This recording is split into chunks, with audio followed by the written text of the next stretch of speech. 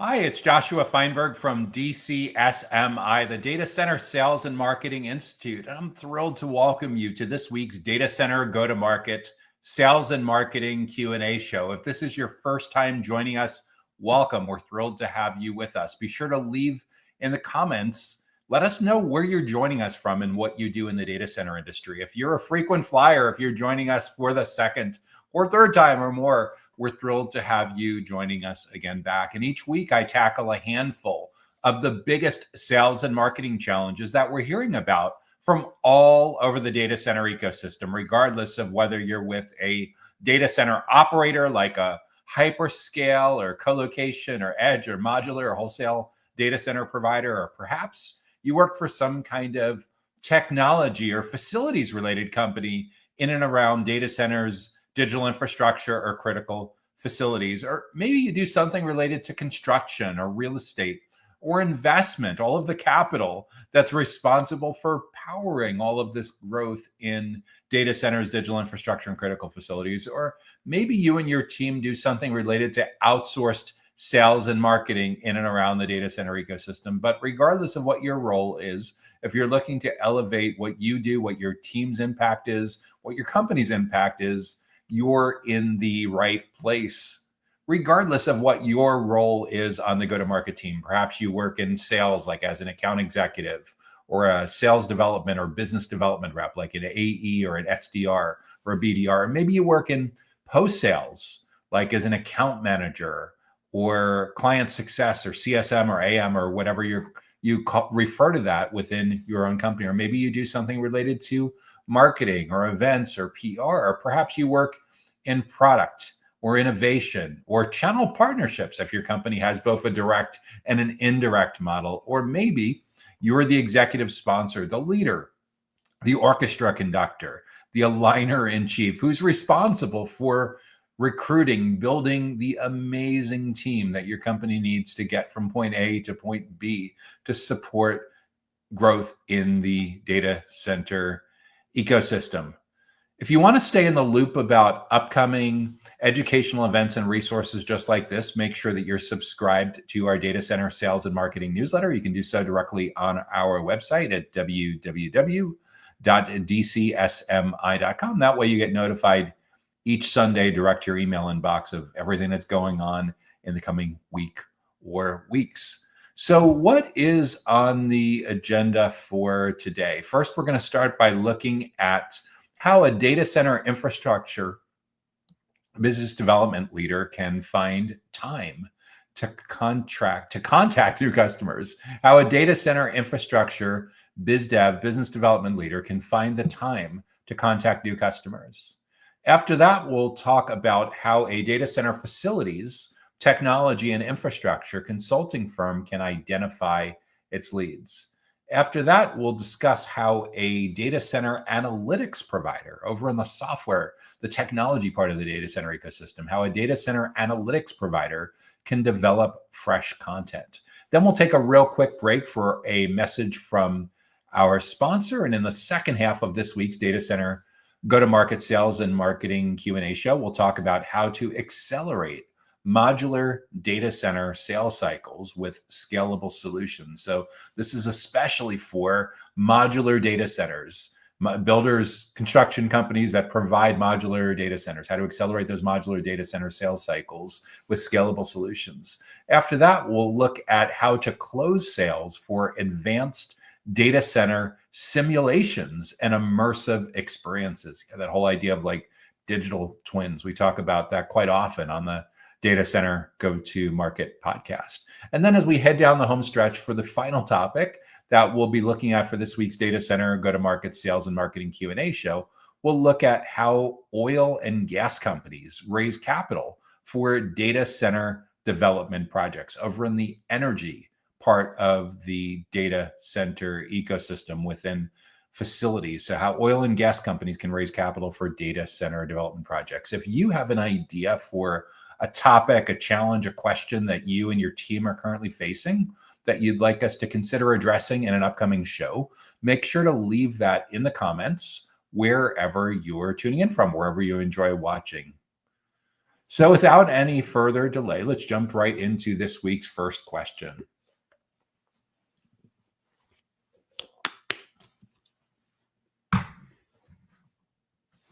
How does a data center infrastructure business development leader find the time to contact new customers? How does a business development leader for a data center infrastructure company find the time to contact new customers?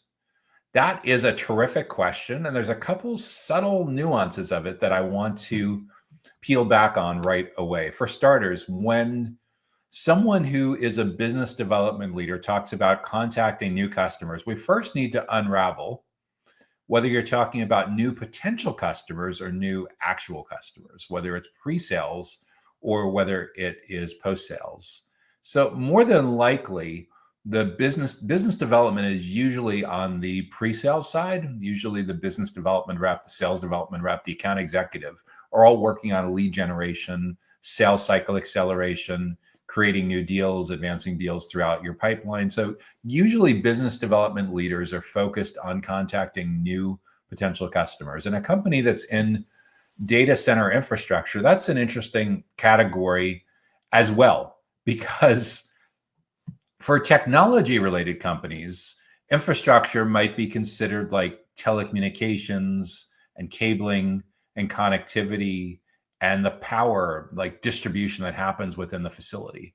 For data center facilities companies, for construction related companies, the word infrastructure has a different connotation. That's like power, utility grid power, like water coming into the facility, everything that makes all of that possible, with wrangling with grid supplies and getting hookups and everything to fuel all of that. So depending on what part of the data center ecosystem you work within, whether you're from the orientation of like a technology company or a construction real estate company, infrastructure can actually mean two different things. Technologists work on infrastructure projects, as do like people in the MEP and the construction side, the commissioning side of data centers. So regardless of which part of that you're working within, it's really just going to be a different way of how you define your ideal client profile, how you build your target account list, and how you identify your target buyer personas, the most important kind of stakeholders that you want to create awareness with, that you'll need to educate and build trust with.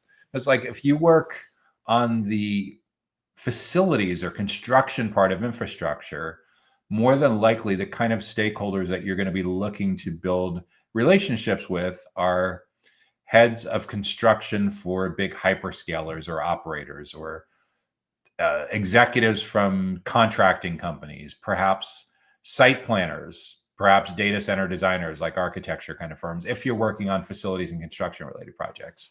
If you work on infrastructure, like in the technology part of the data center ecosystem, then it's technologists that you're trying to build these relationships with. And depending on the size of an enterprise data center or the size of a data center operator, in smaller companies, you're probably looking to build relationships with like the CTO or the CIO. In mid-sized to large companies, maybe you're looking to build relationships with infrastructure engineers, operations, cybersecurity, telecommunications, data center managers. Again, the job roles will be specific not only to what your business model is, whether you're working with construction and facilities type of infrastructure, or whether you're working with technology infrastructure inside of an up and running already data center. It'll be different stakeholders, and then the stakeholders will even vary depending on not only the nature of your business model, but how big or small your target clients are. Typically, when you're defining your ideal client profile, you'll flesh out geographically where your ideal clients are located. For sure, when it comes to infrastructure, that's going to have an impact, because to be able to deliver, to be able to install, to be able to service infrastructure, you need to have a physical presence usually near that particular facility where the infrastructure is going. Size is a big issue as well. Like when it comes to your offerings for data center infrastructure, regardless of whether you're on the construction or facility side, or whether you're on the technology side, like how big does a company need to be to afford your minimums? And at what point is the company so large that they may not be a good fit for you? Your offering may not be able to deliver what they need based on like compliance or certification requirements or financial requirements or length of sales cycle or integration requirements or having certain resources, certain headcount in various places. But yeah, once you figure out where you do best geographically, how big or small your companies are, maybe there's some industries that are a better fit than others. That will help you to zero in on who you should be contacting in the first place. Now, when I hear business development and I hear contacting, that sounds a lot like outbound. That sounds a lot like outreach. And that's all well and good. But it's important when we talk about outbound prospecting to recognize that most of your buyers, regardless of whether you're working in the facilities construction side of infrastructure or the technology side of infrastructure, most of your buyers are way more sales allergic than they were 10 years ago. If we were talking about this 10 years ago, it was quite common to find that your typical buyer would get about halfway through their research and decision-making process, and then they'd be ready to talk to someone on your team in a sales capacity. At the time, CEB, the Corporate Executive Board that got acquired by Gartner a couple of years back, they found about 56% of a typical buyer's journey was over before sales contact, which wasn't too bad, right? If you do things right, you were still in there for the final 44% of the sales cycle of their buyer's journey.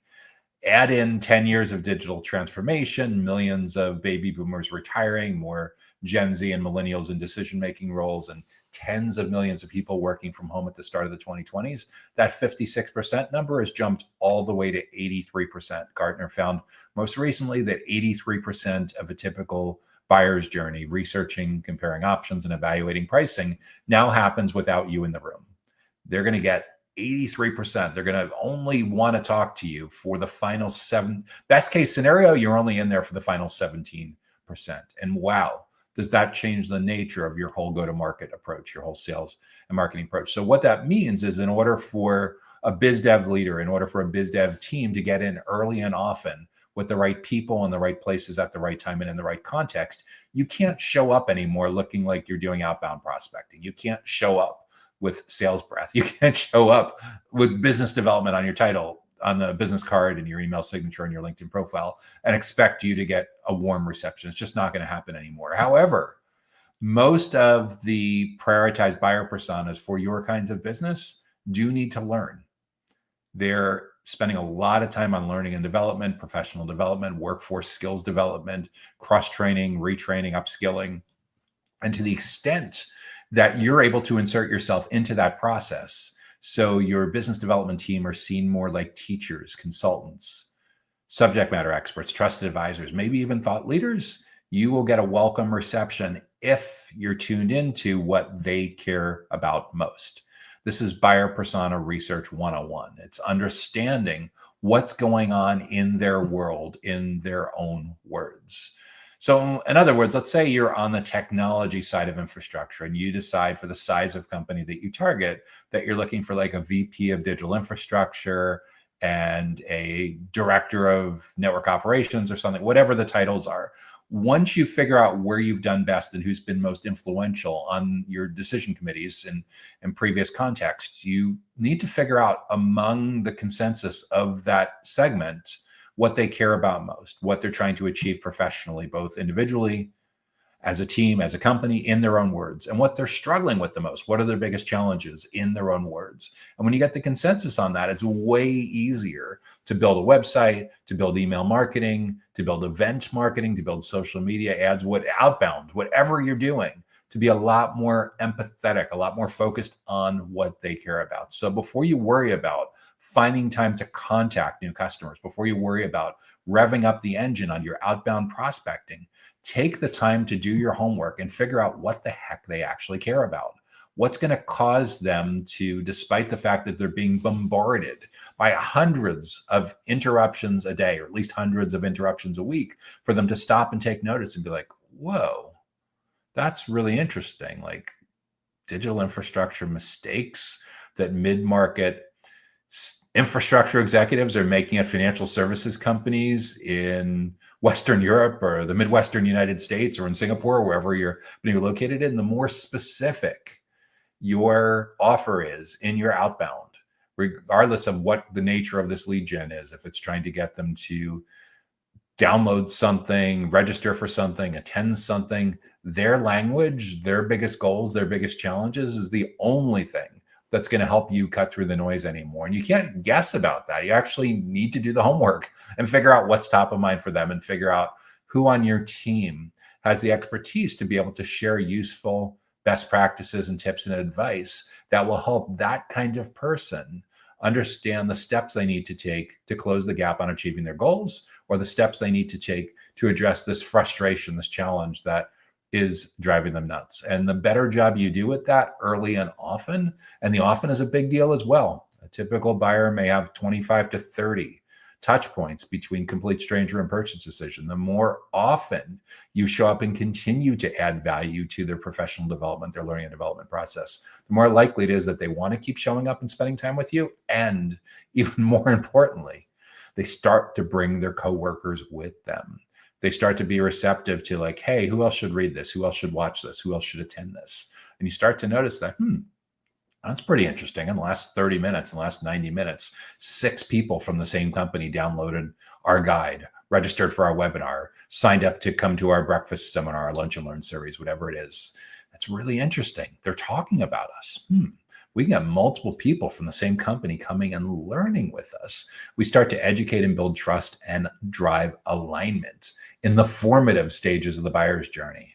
So when it comes time to figuring out how a biz dev leader can find time to contact new customers, let's first make sure we're contacting these new potential customers with something that's in it for them, because you'll have a much higher success rate of getting them to pay attention and convert to a lead and continuing to engage and allowing you to educate and build trust with them. And that's the name of the game with all of this, is the outbound prospecting playbook from 10 years ago is dead. You might find severe edge cases in the low single digits that are still influenced by trade publications in print on paper, and that may still, get motivated by direct mail or an offline event or something like that. But the reality is, the whole goal with your outbound prospecting is to get the right person from the right kind of company to take notice of some cool resource that you've put together, an educational resource or educational event that helps them do their job better, that helps their team perform better, that helps their company with something. Sure, socializing with people, taking them out for drinks, inviting them to a party, inviting them to a ball game, inviting them to a golf tournament, that's fun. In theory, it's building your brand, but is it really educating and building trust? The name of the game with all of this is business development needs to be part of the education and trust building department in your company, the multidisciplinary effort that starts at your C-level that says, we're tired of being marginalized. We're tired of the industry treating us like crap. We're tired of our prospects and customers taking us for granted and haggling and causing all kinds of problems. We're better than that. We have some of the smartest people on the planet. It's time we let the world know that in our category of data center infrastructure, that we have amazingly helpful insights, and we're going to make it a goal over the next 12 months to let the right people in the right companies know about this and continually engage them with that in a way that's going to be a game changer for us, getting on these short lists, staying on these short lists, and being able to close sales without compromise in the right context, so that these new customers see us as the definitive go-to experts in our category on the planet. So we get out of the vendor box, we get out of the commodity broker status, and we have true meaningful differentiation throughout the full buyer's journey. So that's how a data center infrastructure business development leader can find time to contact new customers. It's a lot of looking at what you're currently doing and being self-aware about, that worked 10 years ago, but is it still working today? Does it really align with how modern buyers are making these decisions and researching and comparing options and evaluating pricing in a self-driven buyer's journey? Again, multidisciplinary. It takes a village. It's going to take your whole go-to-market team. It's not something that biz dev can do on their own.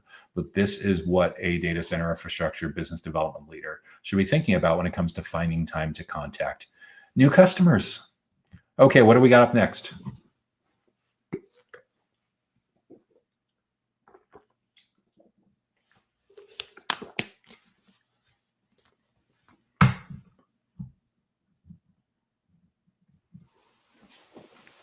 How does a data center facilities, technology, and infrastructure consulting firm identify leads? How does a data center facilities, technology, and infrastructure consulting firm identify leads? So, your company is in the professional services business as a consultancy, and you have expertise throughout many parts of the data center ecosystem. Facilities, there's about 13 different business models that we track in and around the sector of the data center infrastructure, data center facilities part of the data center ecosystem. There's 22 different kinds of data center technology companies that we catalog. So that alone, facilities and technology, is about 36 different kinds of business models that you would potentially need to have expertise around. And infrastructure can actually overlay. There's facilities related infrastructure and there's technology related infrastructure. So how does a consulting firm like yours that has deep expertise across potentially dozens of different areas that span data center facilities and technology identify leads? What it largely comes down to is, as long as your company is well established and you have product market fit and go to market fit, you likely know exactly who your ideal clients are. You know what productized services or services that they purchase from your firm.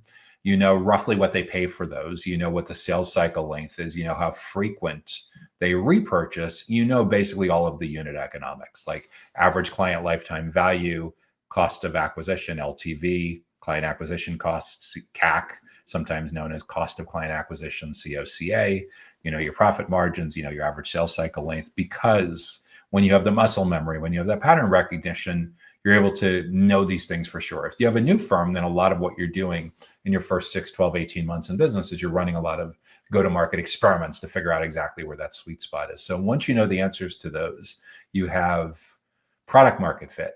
Once you've evolved beyond founder-led sales and you have multiple sales professionals like sales development reps, business development reps, account executives that have successfully sold these engagements, and they've met quota, exceeded quota for multiple quarters in a row, you have go-to-market fit. So you have a strong degree of confidence that as your company infuses more capital into your growth engine, that you're going to continue to get results and you'll have predictable outcomes by continuing to hire marketers and sales developers and account executives and account managers that help to scale the growth of your consultancy. And then there's also channel partner market fit that comes up in parts of the data center ecosystem as well. That's where you start to work with like integrators and managed service providers and master agents and manufacturers reps and things like that, that basically become an extension of your marketing, sales, and services team, but they get paid on a performance only basis. They don't work for your company full time. They may have 10 or 20 different relationships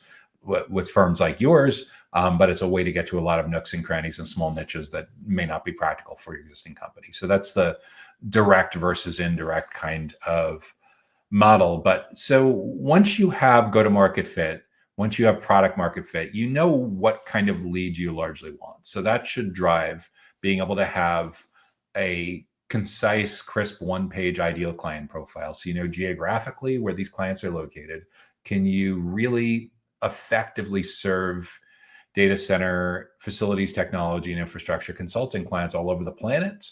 Or are you best suited working on one particular continent or one particular country or a couple of countries or particular geographic areas? So first, get realistic about where you've had success and where you think you'll continue to have success, because there definitely are physical presence, there are definitely physical location, geographic issues that come up in many of those dozens of areas within technology and facilities in and around the data center ecosystem.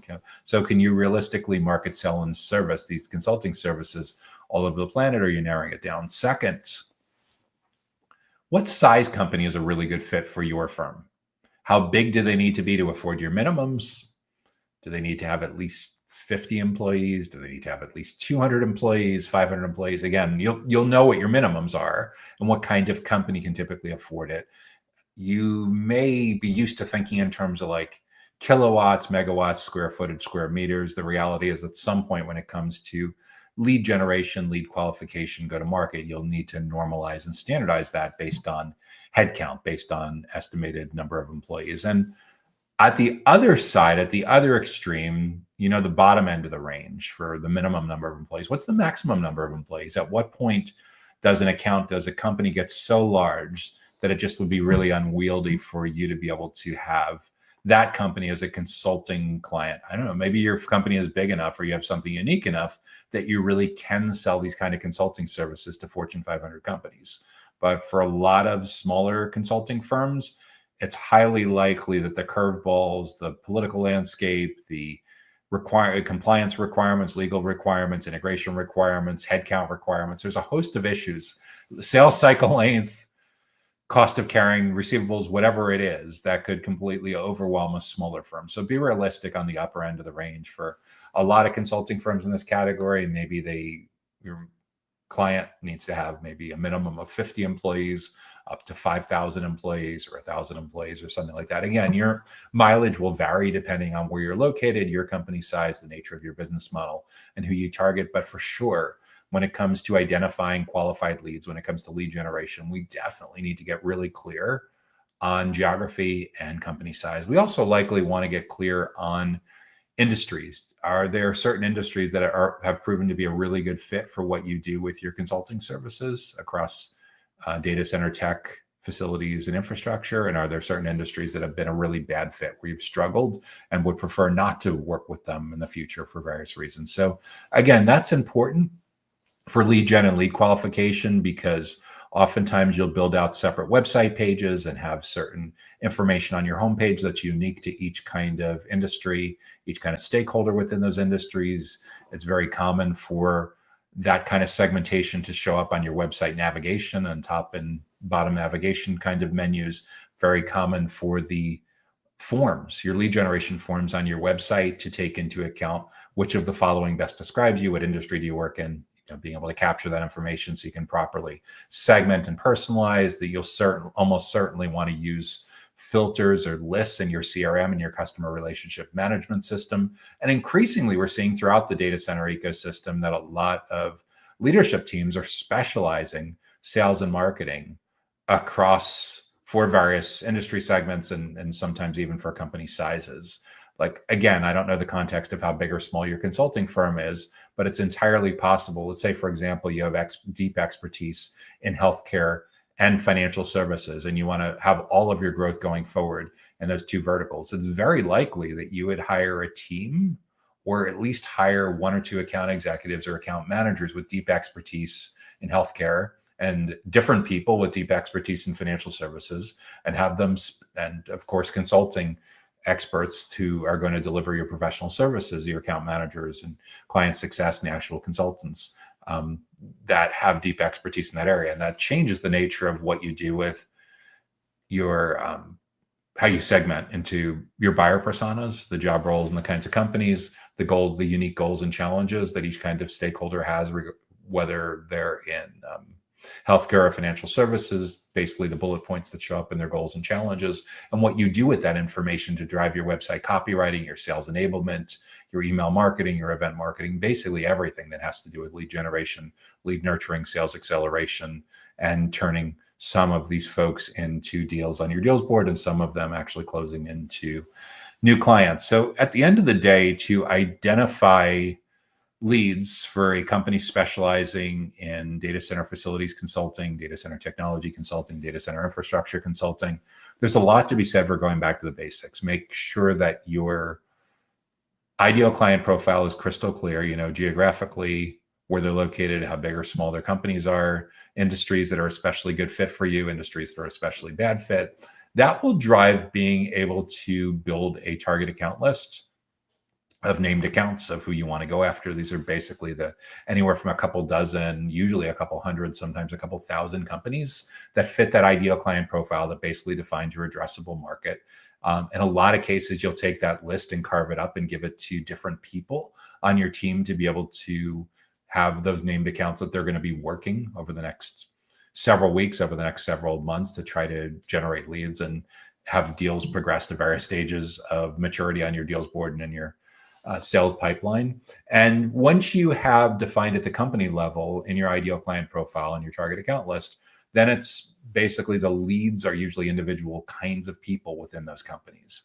And again, depending on the nature of how big or small your company is, how big or small their company is, you'll ultimately be able to figure out by looking at like your case studies, looking at your testimonials, your reviews, looking at your CRM system. You'll be able to figure out who the stakeholders are that have had the biggest say, both pre-sales and post-sales, and what they ultimately ended up choosing for this kind of consulting engagement. When you know that, you'll be able to typically designate who your most important segment is, your primary buyer persona, who your second most important segment is, your secondary buyer persona.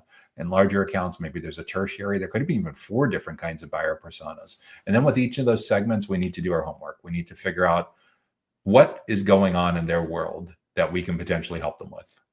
If you have a product manager, they spend a ton of time figuring this out. If you don't have a product manager and you happen to wear the hat of product manager, essentially what we need to do is, whether it's face-to-face interviews, video interviews, calls, surveys, studying their search and social footprint, studying stuff you see in the CRM, we need to get the consensus in their own words on what's going on in their world, their biggest goals and their biggest challenges, segment by segment, because that's going to drive everything that we want to do with creating lead generation offers, with creating lead nurturing offers, everything that we're doing, and your lead qualification criteria. But we need to know why they should pay attention to your company in the first place. And the better job we can do of getting tuned into what's going on in their world, the more likely it is that we can show up with the landing page, the email marketing, the event marketing that really, really resonates with what's going on in their world. So that's a huge, huge part of being able to identify the leads, is knowing who they are, knowing what they care about. Are we talking to the right person?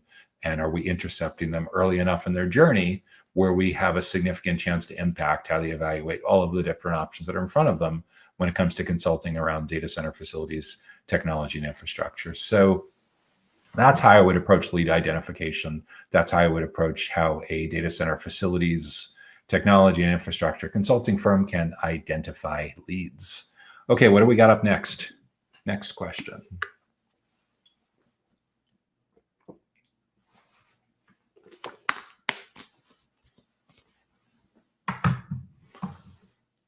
Okay, this one is software related, technology related within the data center ecosystem. How does a data center analytics provider develop fresh content? How does a data center analytics provider develop fresh content? That is a fantastic question, regardless of whether you consider your company traditional software or more software as a service, or maybe you offer both kinds of options. Maybe you hook into IoT, Internet of Things, with all kinds of sensors and monitors. I've actually had a number of people on the Data Center Go-to-Market podcast in recent weeks and recent months who work on either software or sensors or consulting around that would ultimately be able to have data analytics coming off of what's going on in a data center. So a lot of what this comes down to is, are you focusing on facilities related analytics? Are you focusing on technology related analytics, or both? The technology related analytics, you're typically going to want to create content that appeals to technologists, IT people, IT infrastructure, data center system engineers, data center managers. In other words, people that rack and stack and install servers and troubleshoot servers and replace hard drives and do cable pulls and routers and switches. That's on the technology side. Now, if your analytics provide value to facilities professionals, you typically are going to want to create this content aligned at facilities managers. And depending on the nature of how big or small these facilities are, whether they're end use data centers that associated with enterprises with end users, or whether they're data centers that are part of data center operators like colocation or hyperscale providers, will depend on who your analytics provides value for. So is it facilities managers? Is it engineers? Is it HVAC people? Is it electricians? Is it plumbers? And there's all different kinds of facilities related stakeholders. Security, physical security on the facility side, and there's cybersecurity on the technology side. So again, the nature of what your software does, what your analytics platform does, will depend a lot on how you identify and how you prioritize your buyer personas, which is where you should start with anything that you're doing with creating fresh content. And the interesting part with fresh content is the word fresh bears a little bit of digging into. I'm a huge believer for most companies, unless they have ridiculous amounts of resources, that most of your content investments should be reasonably evergreen, meaning that avoid staying away from current events issues because you'll get a little bit of a jump and then basically complete crickets. Nobody wants to consume that kind of content a couple days after it's dropped. And for a company with relatively modest reach, you may not have a big enough email list. You may not have a big enough social following. You may not have a big enough ad budget that you can really capitalize on something that's a flash in the pan, that's timely, and then disappears with demand to read that, watch that, consume that kind of content like mere days later. I think you're far better off in most cases really understanding who your prioritized buyer personas are when it comes to your analytics platform, who's the most important and second most important kind of stakeholder that you engage with, understanding the goals and challenges that are going on in each one of those people's worlds in their own words, and then use those goals and challenges in their own words to drive your content calendar, to drive your editorial calendar, to drive your events calendar of what you want to talk about. And it's not even a matter so much of what you want to talk about, is what they want to hear about, what your prioritized buyer personas have going on in their world, and how you can add value to their learning and development, their professional development, how you can expose them to insights that can help them do their job better, that can help their team, that can help their company. That's a very client-driven, client-centric way of approaching that.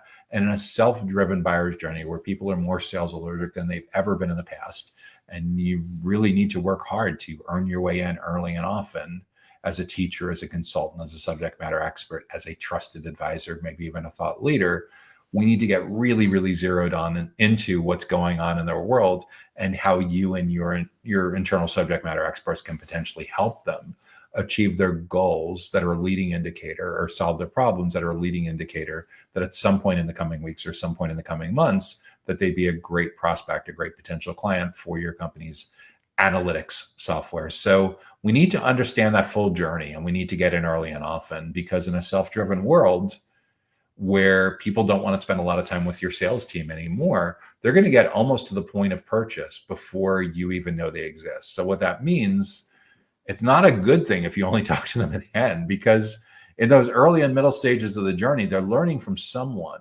and whoever they're learning from is going to stack the decks in their favor of their particular solution. So if you want to be able to intersect someone early enough so they spend a significant part of that awareness and consideration parts of the buyer's journey with you and members of your team, so that you stay on the short list. So you get on the short list, stay on the short list, and have a significant opportunity to shape the criteria that they use to evaluate all of the different options that are in your category. This is a long game. It's a marathon, not a sprint. And it's a recognition that we need to understand what are the leading indicators that someone is going to be in market for analytics software in the near future. And they're the right person, and we know exactly what they care about and how we can add value to their lives, and how we can add so much value that they're motivated to start to introduce you to other stakeholders from their company. Like, when someone downloads a guide and they get back an email that says, who else should be reading this? We know when it comes to analytics, it takes a village. There's typically people involved from infrastructure, engineering, operations, cybersecurity, whatever, on the technology side and infrastructure, and on the facility side of infrastructure, mechanical, electrical, plumbing, whatever, security, whatever is relevant to what your particular software does. With that in mind, hit the forward button and add a thought or two on why this matters. And regardless of whether they're circulating your downloadable guide or your webinar invitation or your lunch and learn invitation,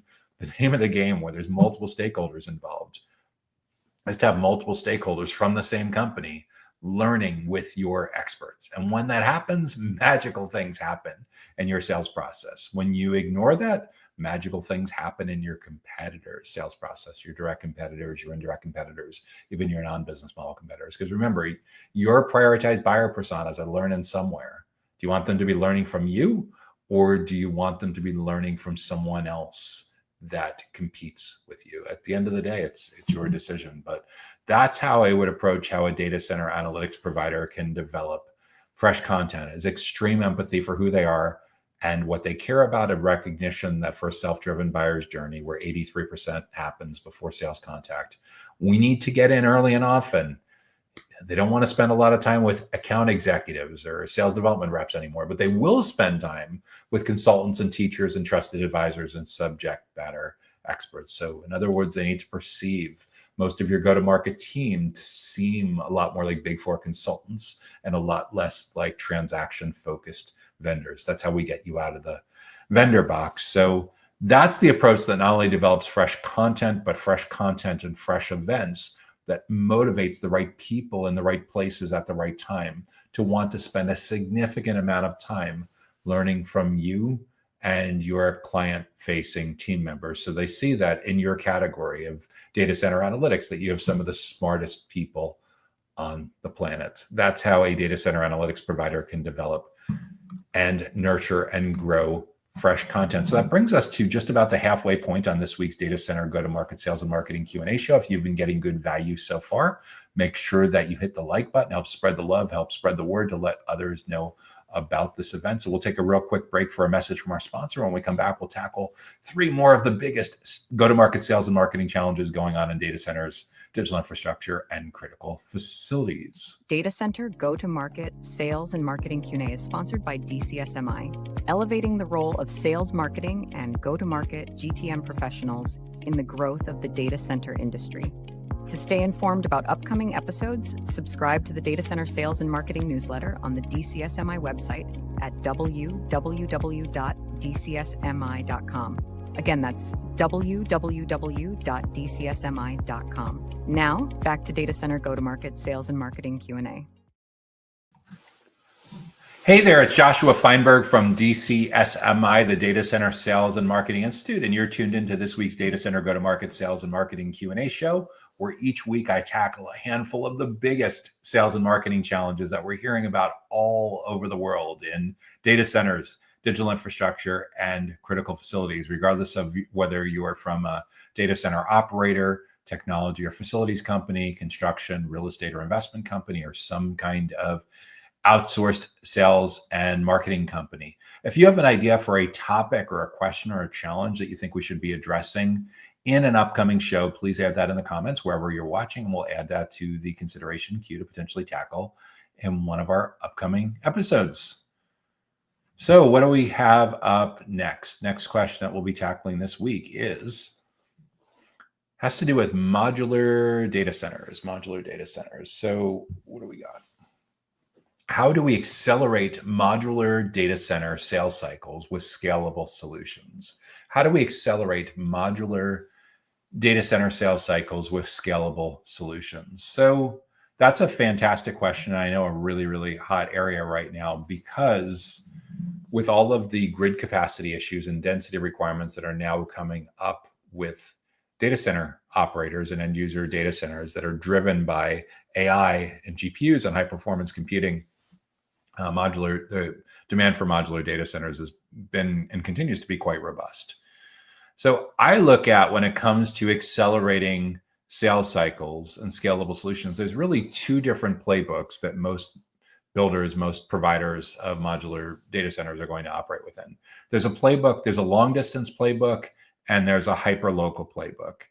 And the challenge is, when it comes to a hyper local playbook, for a co-location provider, you know what hyperlocal is, right? Like, let's say, for example, that you are a co-location provider and you operate in 6 different regions throughout 6 different cities throughout a particular country, or 6 different cities throughout a particular continent, or whatever it is. There's a playbook that you'll run long distance that relies on digital marketing and webinars and videos and things like that. And then there's a playbook that's hyperlocal, that's focused on getting people that are, say, within a 30 or 60 minute drive of your location to come and experience those same kind of educational events in person, with the idea that the more time that they spend with you in that context with your experts in your facility, and the more likely it is that they're going to take a tour and they're going to walk away from the tour at the end of the event with, be like completely wowed with, wow, I really learned a lot. They have some really smart, super nice, personable people. I love their facility. Yeah, for sure. When our contract is up for renewal, we're moving here without a doubt. So that's what you do. That's the hyperlocal approach. And then essentially, if they're long distance, you're trying to do that virtually, digitally. So with modular, it's different.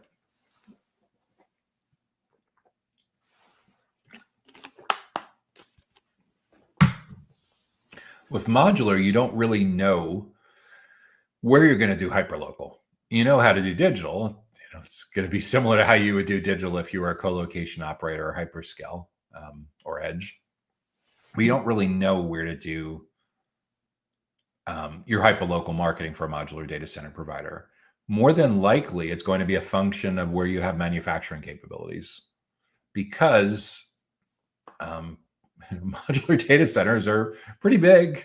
It's not as easy as like shipping a router or server or network attached storage array or something like that to a client. So more than likely, you're going to be limited to being able to sell modular data centers within a place where you can ship them by truck or boat potentially, or train to a particular location, and have the ability to send your crew to be able to install and configure and customize and ultimately service that. So when it comes to your modular data center company, that's your basic ideal client profile. You're defining geographically where these clients tend to be located, whether it's a particular state or province or region or country or group of countries or something like that. And you're defining the sizes that are a good fit. When you get dialed into geographically where you can realistically market, sell, manufacture, install, and service these modular data centers, that will make it a little bit easier to decide how to do your hyperlocal marketing. And once you know that, you ultimately are going to need to make a decision with whether you're primarily going to do your offline marketing, your hyperlocal marketing, in your largest existing, in your regions where there already are big clusters of existing data center facilities. Again, just by knowing your market in your local area, you should know the areas where there's the highest concentration of data center facilities, right? So if that's the case, essentially what you're looking to do to replicate kind of the same kind of model that like a co-location operator would do is you transport one of your modular data centers to that region. You rent or barter space, whatever it is, for your facility to stay there and get connected to whatever utility services you need to successfully run that. And then you're going to run the same kind of playbook that a co-location facility would do, except you're doing it within the constraints of a modular data center construction company. So, ideally you want the modular data center to be adjacent to a property, adjacent to like a data center operator, whoever is kind of your host and your partner with all this, that has a decent sized conference room or a classroom or something like that, where you can host events on a pretty regular basis. And what do you do with these hosted events? You look at who your buyer personas are, and you look to host amazingly helpful educational events that allow these folks to come in.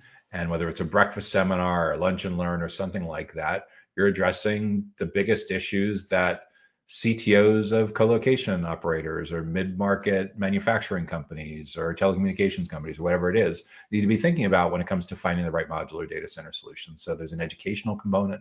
Let's say, for example, this is a breakfast seminar, and whoever is hosting this event that's allowing you to park your modular data center on their property for a couple of days or a couple of weeks, however long you're doing this kind of campaign.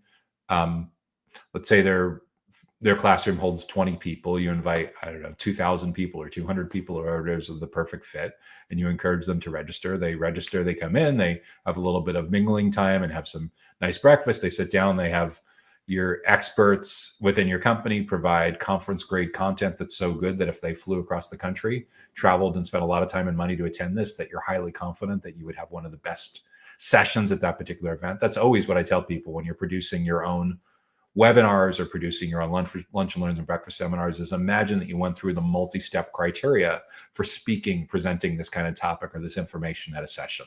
Would you pass through the initial application process based on the title and the abstract? Would your slides, your presentation, pass through the advisory council to say like, oh yeah, this topic, the speaker, we're really excited. The slides seem fantastic. We know they're going to deliver a lot of value. It's not going to be an infomercial. It's not going to be a nonstop sales pitch. For sure, the people that are attending this are going to learn a lot. And then the kind of third criteria when all of this with conference grade content is the room is set for 20 people at the beginning of the talk. All 20 people are still sitting there. They're not distracted. They're not looking down at their phone. They're actually highly engaged and learning a ton. And then Of course, in the surveys, whether they're paper surveys or mobile app surveys or whatever, that you're highly confident that you're going to get fantastic report cards from all the people that attended, that they learned a ton. They're glad they came. And next time around, they'll be thrilled to bring back multiple people from their company to continue learning. And in the course of doing that, immediately following the educational session, you take people on a tour through the modular data center that you have parked adjacent to their facility. So very similar to how you would approach this with being in the co-location business, except you need to basically find a host for where your modular data center is going to be stationed, or it's going to be parked where you can get hooked up to utility power. Ideally, someone that has a foyer, a classroom, or conference room where you can host these events over the course of while you're there with segment by segment. So let's say, for example, you have 3 different buyer personas. Again, maybe you're targeting CTOs of small to mid-sized co-location operators, CTOs of mid-sized manufacturing companies, and managed service providers. So say, for example, you're there for a week. You do one of these events on Tuesday, one of these events on Wednesday, one of these events on Thursday. You have 3 different groups of 15 or 20 people come in and learn from your founders, your CTOs, whoever is going to be speaking and teaching them some cool, useful stuff about what's going on. You give them the tour. You spend some time having breakfast and chatting with them, and you're building your pipeline. It's an amazingly impactful thing. And then lather, rinse, and repeat. You put the modular data center, hook it up to the truck, and you transport it to the next location. You repeat this in the next region the following week, and you do this over and over and over again. That's how you're doing offline marketing. And at the same time you're doing this, in a perfect world, record, have someone taking video of the session. So for everyone from that company, from the attendees companies that should have been there that wasn't there, there's a way for them to spread the content, repurpose this across your blog and your email and your social channels, and largely the same kind of content remotely, except remotely they're not going to get to walk through your modular data center. So that's how I would approach how a modular data center provider can accelerate sales cycles with scalable solutions: is get in early, get in often, make the information that you have so compelling and so valuable that they're motivated to want to spend time with you. And just recognize, when it comes to something as unique as modular data centers, unlike infrastructure as a service or co-location, where you could have a significant amount of your pipeline closing without ever seeing the facility, it's very unlikely you're going to do this with modular data centers. So the road show, taking your module around, parking it in places, potentially transporting, having hosts that can have your modular data center sitting on their property for a couple of days, a couple of weeks, a couple of months at the time, and cycling in and doing these events with all of your segments on a regular basis would be a huge, huge help on the hyperlocal.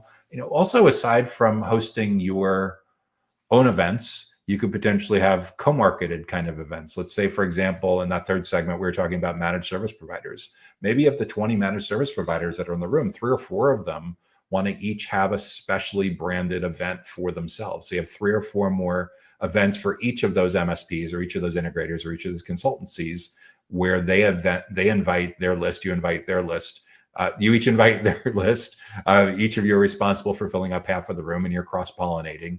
And it's a great co-marketing kind of opportunity to get in front of their end users. You could also potentially host meetups that are anchored to doing a tour of the modular data center, user group type meetings. These are all things that co-location providers, data center operators do on a very regular basis. Some bring in students from local high schools and local colleges, like in the context of an intern. Again, it's the sky's the limit for how creative you want to be. But if you really understand your ideal client profile and your targeted buyer personas, and understand the journey that someone goes through between awareness and consideration and decision for when it comes to modular data centers, it's about showing up in a way that we get out of the vendor box as quickly as possible, so that the people that are attending recognize that you have very, very deep expertise at the intersection of their business model, where they're located, their company size, and building, constructing, installing, and supporting modular data centers. So what do we have up next? So that's how I would approach how to accelerate modular data center sales cycles with scalable solutions: is understand the steps they go through in their journey, and get in early, get in often. Email marketing, event marketing. Number 2, you could potentially do a hybrid where they tour in person and your follow-up and your nurturing is happening by email marketing and webinars, or the initial touch is webinars, with the idea that someone attends 2 or 3 webinars and you're building up to like, hey, 2 months, 3 months, make sure that you register because we're going to be coming to town and you'll get a chance to experience one of our modular data centers firsthand. So there's a lot of different ways to approach this, but recognize that in a self-driven journey where people are more sales allergic than ever, we have to show up in a way where your buyer personas feel like they're interacting with their peers, not someone that's just trying to put them on a deals board that's trying to heavily qualify them and push them through a transaction. We got to be able to play the long game. So the acceleration is counterintuitive, but if we continue to provide value at each step of the way, so we're in there early, we're in there often, we're the kind of the Sherpa, the guide that's helping them to understand all the different steps and milestones that people like those particular job functions in that particular region and that a company roughly that size and that kind of industry would typically navigate when it comes to deciding what they're going to do for modular data centers. It tends to be a really good net win-win-win all around. So that's how I would approach accelerating modular data center sales cycles with scalable solutions. Okay, what do we have up next?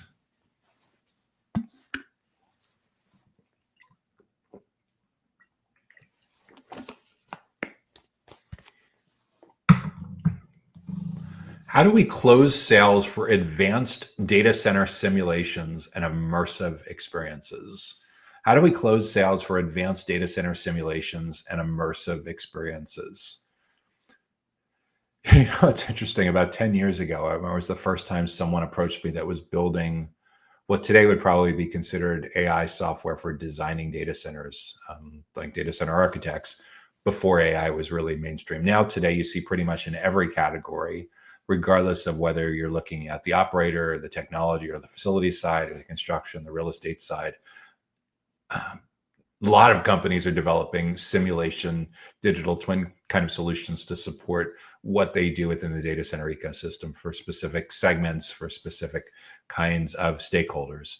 I've had conversations with people that are doing this within networking, internetworking, like cabling, connectivities, routers, and switches, firewalls. I've had people that have talked to me about what they're doing for simulations on the real estate guide in a way that would help like data center site selection experts figure out the best places to place data centers. And seen a number of companies that are working in the environmental monitoring part of it, or monitoring cooling and humidity and power in and around the facilities part of data centers, digital infrastructure, and critical facilities. But regardless of who you're doing these advanced data center simulations and immersive experiences for, what closing sales comes down to is demonstrating value and earning your way in early and often. So once you understand your business model, once you've achieved product market fit, once you've achieved go-to-market fit, in other words, you know exactly who your ideal buyers are, what kind of software and services, customization and training they purchase from your firm, at what price points, how often they purchase, if there are subscriptions like monthly recurring, annual recurring, you know all of those. You for sure know all of your unit economics, like average client lifetime value, average cost of customer acquisition, you know sales cycle length, you know margins. And then as you've scaled your own sales team, your direct sales team, and perhaps your channel partner team, you understand you've gotten to the point where you can continue to deploy capital in your growth engine, and you know that the wheels aren't going to fall off because you know the process is really well documented as to how you're going to market with specific kinds of segments. And that's the key part with all of this. It's not just your business model, it's who you're targeting. And depending on the company sizes that you're targeting, that ultimately is a driver many times of the job titles and the job functions of who's going to be most interested in your simulation software and immersive experiences and modeling what they can expect, regardless of whether they're a technologist, a facilities expert, someone in construction, real estate. I haven't seen it go that deep yet, but I imagine on the financial side, on the investment side, capitals, private equity, venture, there's also quite a few people that are looking to model what they can expect on internal rate of return and payback periods and things like that with their portfolio companies that are potentially using these platforms. So how do we close sales? What it largely comes down to is knowing who these primary and secondary stakeholders are, your primary and secondary, maybe your tertiary buyer personas and understand what's going on in their world, why would they want to consider purchasing your software for simulations, for digital twins, for immersive experiences? What's the job to be done that you're doing? For software companies, for sure, you have a product manager, right? Regardless of whether you call it a chief product officer, like a CPO, or a product manager, or a technical co-founder that wears that hat in a smaller company. Maybe you have a chief innovation officer, but at the end of the day, you're spending a significant amount of time visiting your clients, understanding the challenges and problems that are going on in their world, and trying to figure out how your software, how your simulations, how your immersive experiences help them make better decisions faster. When you understand that, then we're basically trying to back into building a buyer's journey, building a roadmap of how we anticipate what are the leading indicators that someone is going to be a great fit for the simulation and immersive experience software in the coming weeks and in the coming months. And once we understand who they are and the process that they would go through, that leads them to the natural conclusion that they'd be a prospect, that they'd be a sales opportunity on your deals board at some point in the coming weeks or in the coming months for your simulations and immersive experiences, then we can figure out what we need to do with lead generation and sales cycle acceleration. In other words, like, for example, let's say we're targeting technologists who are interested in connectivity, interconnection, routers, telecommunication kind of issues that have to do with the simulations and immersive experiences. So maybe we have in a really small operator end user kind of scenario, maybe we'd like to get some FaceTime with the CTO. More than likely, it's a like VP of digital infrastructure, or digital infrastructure engineer, or network operations, or telecommunications, or something like that. So we figure out who the 2 or 3 most important stakeholders are. We interview them face to face, or on video or phone, or we do some surveys. We look at the CRM. We study the breadcrumbs that they leave on search and social media. And we come up with a consensus in their own words, not what you think their words are, but what the words actually are of what's going on in their life professionally.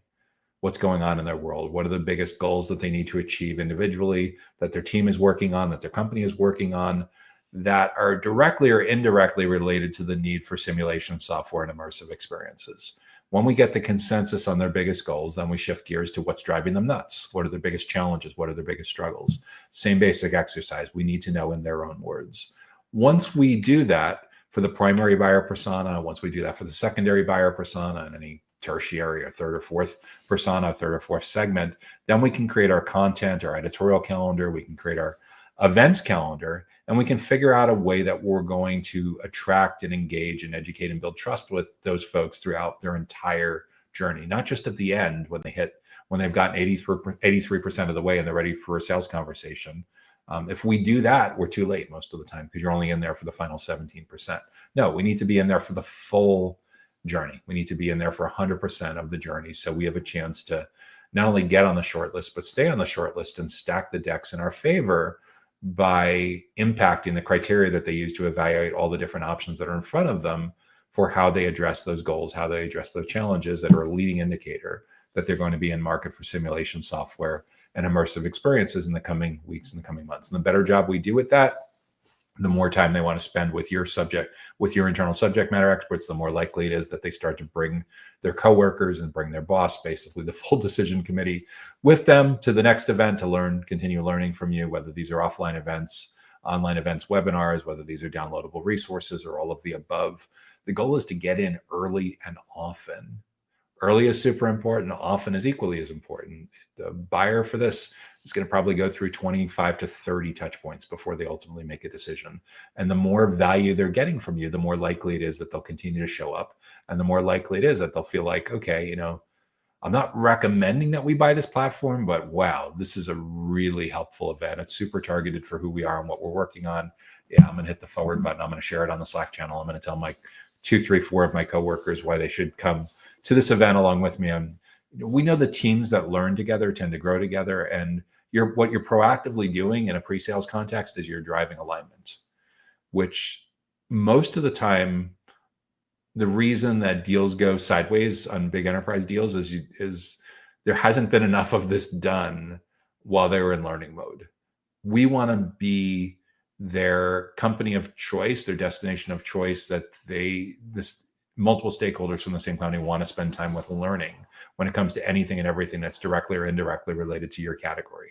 When it comes to simulation software, immersive experiences, regardless of whether your platform is focused on the needs of technologists or facilities experts or construction, architecture, investment experts, regardless of what it is, we need to make sure that we get in early and we get in often. We need to make sure that the most important stakeholders in these companies see you and your internal experts as teachers, as consultants, as trusted advisors, as subject matter experts, maybe even some people on your team may be seen as thought leaders. That's what lets them, their guard goes down and they start to be open a little more to your feedback and input. Whereas if you only meet them at the end, then their guard is way, way up. The skepticism, the cynicism, all that stuff comes up. And that's when you start to get messed up. And the thing is too, is like, if you don't get in early and you don't get often, recognize that these stakeholders are learning from someone. Do you want them to be learning from you and your team members, your colleagues, or do you want them to be learning from direct competitors, indirect competitors, non-business model competitors? Ultimately, the choice is yours. But if you understand the way the world is moving, where nearly all of the journey now happens without you in the room, the only way you're going to get back in the room is to show up as the experts, to show up as the teachers, to show up as the trusted advisors. That's the key unlock with all of this, to accelerate more of the right leads into opportunities and accelerate more of the right opportunities into new clients and retain clients, good onboarding, good initial intended value, extended value, expansion, cross-sell, upsell. All of that depends on educating and building trust. For many companies, this is going to be a massive culture change that needs to start at the top, with your CEO recognizing that we have some of the smartest developers and engineers on the planet when it comes to simulations and immersive experiences. We're tired of our prospects and customers treating our team members like crap. We're tired of the condescension. We're tired of the ghosting. We're tired of all this BS, not getting paid, being haggled, all this stuff. We're better than that. And it's time we let the world know why, early and often.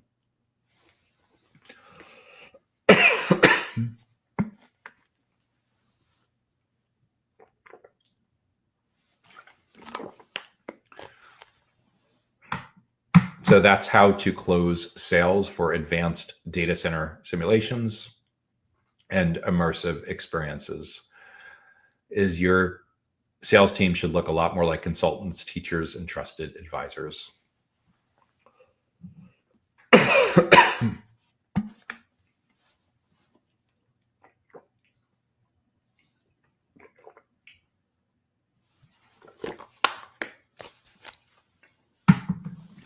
So that brings us to our final question for this week's Data Center Go-to-Market Sales and Marketing Q&A show. If you've been getting good value from this week's show, make sure that you help to spread the word, share some love, hit the like button on whatever platform that you're watching.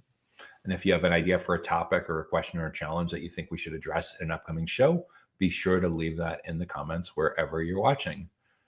Final question for this week has to do with energy. And that's a really, really good area to be looking at, because so much of what's happening right now globally with data centers, digital infrastructure, and critical facilities is as a result of power grid energy availability and shortages that are being accelerated by the growth of AI and high performance computing. So this particular question is, how do oil and gas companies raise capital for data center development projects? How do oil and gas companies raise capital for data center development projects?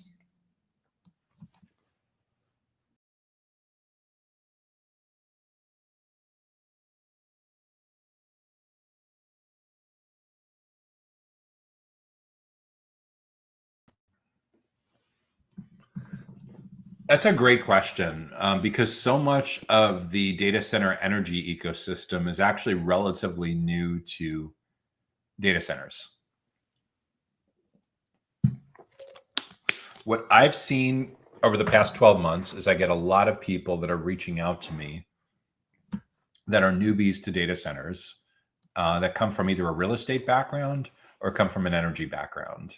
And the reason that they're all of a sudden interested in figuring out how they can help the data center ecosystem, how their business can get involved in helping the data center ecosystem, is like everyone else on the planet. They've noticed that over the past 2, 3, 4 years, because of OpenAI and NVIDIA, pretty much every mainstream news media outlet, business media outlet, is constantly talking about data centers and digital infrastructure and critical facilities. Some of them, in the context of grid power availability, are talking about these industries in not so flattering terms, especially in countries where data center power consumption is starting to approach the 10% mark, where data centers are consuming 10% or more of the country's grid availability. So at this point, most people are quite well aware of the explosive growth that's happening in data centers in a very, very different way, in a very different context than it was as recently as like 10 years ago. If you were to talk to your friends and family members that work outside of IT, that work outside of digital infrastructure, about what you do for work 10 years ago, what was the likelihood that, for example, in the US, that they'd be talking about data centers on CNN or CNBC or Bloomberg? It happened, but it happened like a couple times a year when the publicly traded REITs would report their quarterly earnings. You know, companies like Digital Realty, Equinix, QTS, like they would be on these programs and they'd get their moments and they would talk about it. And a couple days later, the coverage would be talking about other tech companies, other non-tech companies. Now we're to the point where, because of what's happened with the growth and interest in the large language models and AI and robotics and EV and smart cities and IoT, it's constantly dominating the news cycles. And as a result, there's, for better or worse, mostly for better, there's a lot more awareness among people outside of digital infrastructure about the nature of these opportunities. And that's a significant part of the reason why real estate professionals who typically may have spent their career in commercial or multifamily or retail or office or something like that, all of a sudden are super interested in industrial development projects that support data centers. Along the same lines, oil and gas companies that in the past may have had mining and drilling and traditional kind of oil and gas kind of projects are all of a sudden super interested in what they can do to support the growth of data centers. I had two gentlemen on the Data Center Go-to-Market podcast a couple of weeks back that come from an oil and gas background, and they're building a business that has turbine power generators that use liquid natural gas. So all of a sudden they can place data centers in areas where there's no utility grid constraints, because they can be completely off grid, where the liquid natural gas is powering the generators, and the backup can be traditional diesel. It could be traditional utility power if it's available. But yeah, it can either be a primary or secondary source. Hydrogen fuel cells are another alternative energy source that's getting a lot of attention recently. And there's nuclear small modular reactors are also getting a lot of interest in energy potentially for powering data centers. So oil and gas companies that want to get into data center development projects, how are they going to raise capital? I think a lot of the ways that they would raise capital largely will, there's two different kinds of investors. There's investors that are really good at digital infrastructure and data centers, and they've been at this a while. Like one that comes to mind would be like DigitalBridge.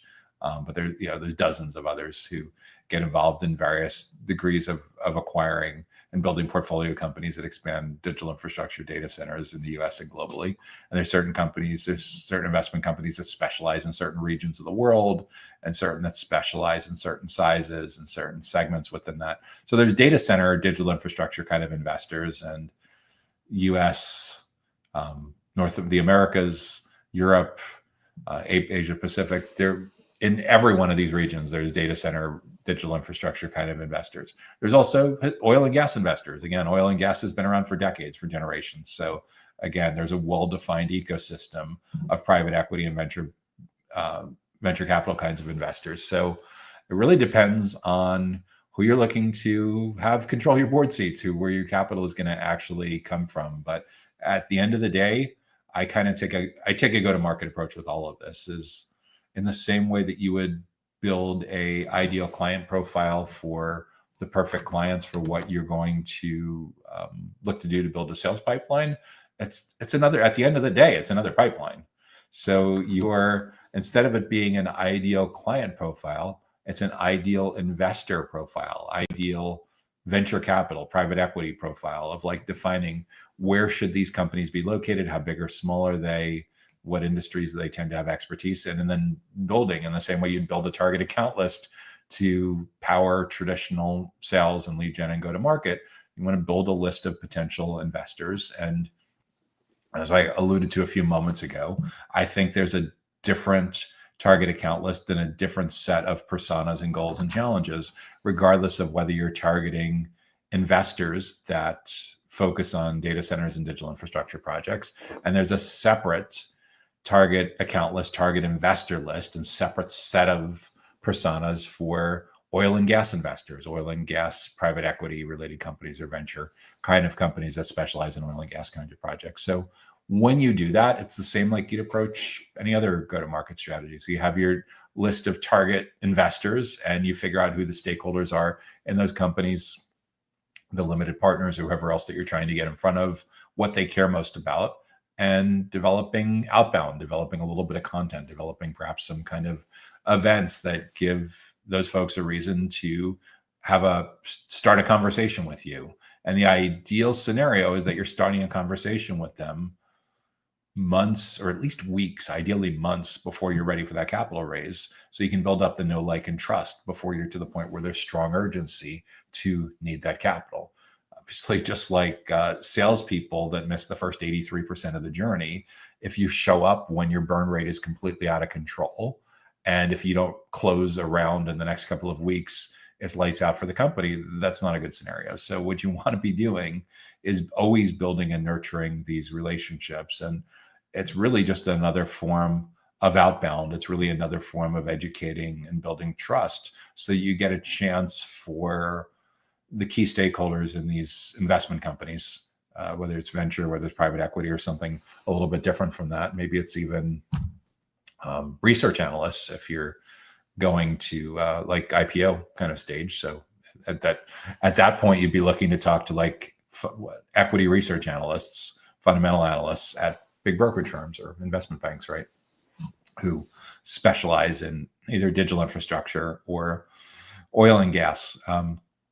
And they have investor days, right? You have road shows where you go around and your CEO and your CFO and whoever else would be educating and building trust with those kinds of stakeholders. So that's at the end of the day, when you're looking to raise capital, that's how you get the ball running. And then of course you need the deep expertise in the finance and the investment side and building data rooms and figuring out the terms and the structure and everything like that, just way beyond my pay grade of how I would be involved with this. But like at the end of the day, for just like creating attention, what I've seen work well, at least on the software side and on the digital infrastructure side, is this is just another part of your CRM, right? It's another stakeholder in your company is responsible for the capital raise. Depending on your company size, it's probably the CTO, the CEO working with the chief investment officer, chief financial officer. You're keeping track of these potential investors and the stakeholders, investors in your CRM. You're potentially having some outbound messages to get the ball rolling, to get some of these meetings happening. And you're figuring out a way for you to share updates on what you're working on. So you're in front of them over a period of multiple touch points, over a period of multiple months, in the same way that you would educate and build trust with enterprise buyers. These are enterprise buyers, enterprise investors in your company. So figure out what's top of mind for them, proactively add insights about what's going on at a macro level in your industry for your category that would be of interest to them. And whether it's blogs, whether it's videos, whether it's LinkedIn content, whether it's email, for sure, events, super, super common to have these investor days and have these roadshow kinds of events. So at the end of the day, that by the time they're ready for you to come in and do a pitch, that there's already they already know your founders, there's already no like and trust. You've already built up some strong professional branding in the space for why they should pay attention to you in the first place. So that's my general approach, my general advice for how oil and gas companies can raise capital for data center development projects, is figure out who your target investors are that you would love to have as an extension of your company, who you're basically going to be partnering with to provide this capital. Figure out who within these companies on this targeted list who have the perfect people that would be a great fit for having a board seat with you and what kind of expertise they bring to what you're doing. And maybe it's a little bit of both. Maybe you're bringing in an investor and a lead investor and a secondary investor that each bring some expertise from oil and gas and some expertise for data center development on the data center real estate side. At the end of the day, those are ultimately your decisions. But in terms of purely like mechanics and strategy and tactics, it's getting clear on who they are at a company level, who they are at an individual level, what they care about, and figuring out a way to get in early and get in often so you can educate and build trust with them long before the pitch meeting, long before you get to the point where you're negotiating the term sheet, negotiating the cap table. So that's the final question that I'm going to be addressing in this week's Data Center Go-to-Market Sales and Marketing Q&A show. So glad that you were able to join us this week. If you have an idea for a topic or a question or a challenge that you think we should address in an upcoming show, make sure to leave that in the comments wherever you are watching. If you want to make sure that you stay in the loop on upcoming educational events and resources just like this, be sure to subscribe to the Data Center Sales and Marketing newsletter that comes to your email inbox each Sunday. You can sign up. You can subscribe directly on our website at www.dcsmi.com. If you and I are not currently connected on LinkedIn and you'd like to be, just send me a connect invitation, mention that you were watching or attending the Data Center Go-to-Market Sales and Marketing Q&A show, and I'd be happy to connect with you on LinkedIn to become an extended part of your network. And we look forward to seeing you back again next week when we'll be tackling another handful of the biggest sales and marketing challenges that we're hearing about throughout data centers, digital infrastructure, and critical facilities, and helping you, your team, and your company be able to capitalize on as many of these growth opportunities as possible. Enjoy the rest of your day. Enjoy the rest of your week.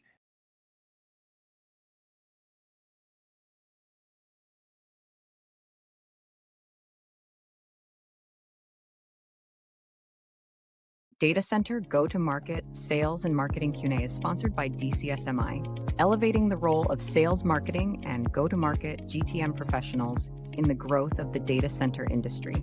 To stay informed about upcoming episodes, subscribe to the Data Center Sales and Marketing newsletter on the DCSMI website at www.dcsmi.com. Again, that's www.dcsmi.com.